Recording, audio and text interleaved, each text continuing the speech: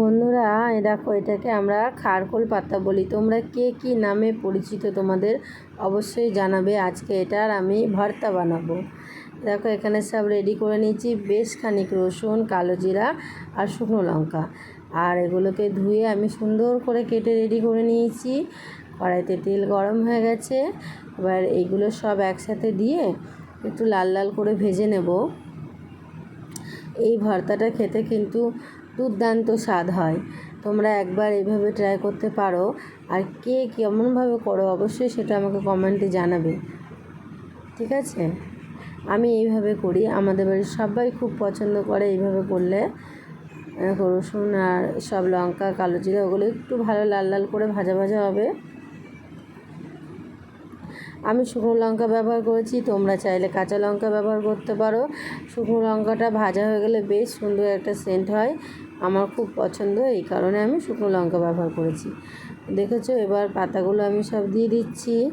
ওগুলো একটু লাল লাল হয়ে গেছে। তারপরে আমি যে কেটে ধুয়ে রাখা পাতাগুলো দিয়ে লবণ হলুদ দিয়ে সুন্দর করে ভেজে নেব। নতুন বন্ধুরা যারা ভিডিওটা দেখছো, লাইক কমেন্ট করে পাশে থাকবে। চ্যানেলটাকে অবশ্যই সাবস্ক্রাইব করে দেবে, আমিও তোমাদের পাশে থাকবো। লবণ হলুদ দিয়ে দিয়েছি। এবার সুন্দর করে এটাকে ভেজে নেব।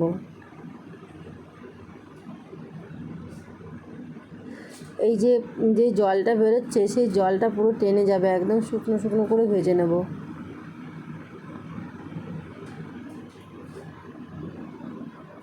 দেখো, এই পর্যায়ে আমার ভাজাটা হয়ে আসছে।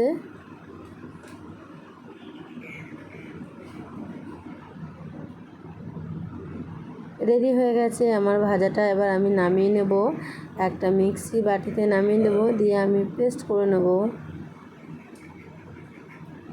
দেখতে পাচ্ছ, এতে এক ফোঁটাও আর জল নেই। এই দেখো, পেস্ট করে নেব। রেডি হয়ে গেছে আমার খারকোল পাতা বাটা। তোমরা কে কেমনভাবে খাও অবশ্যই কমেন্টে জানাবে। আর ভালো লাগলে একটা লাইক কমেন্ট করে যাবে।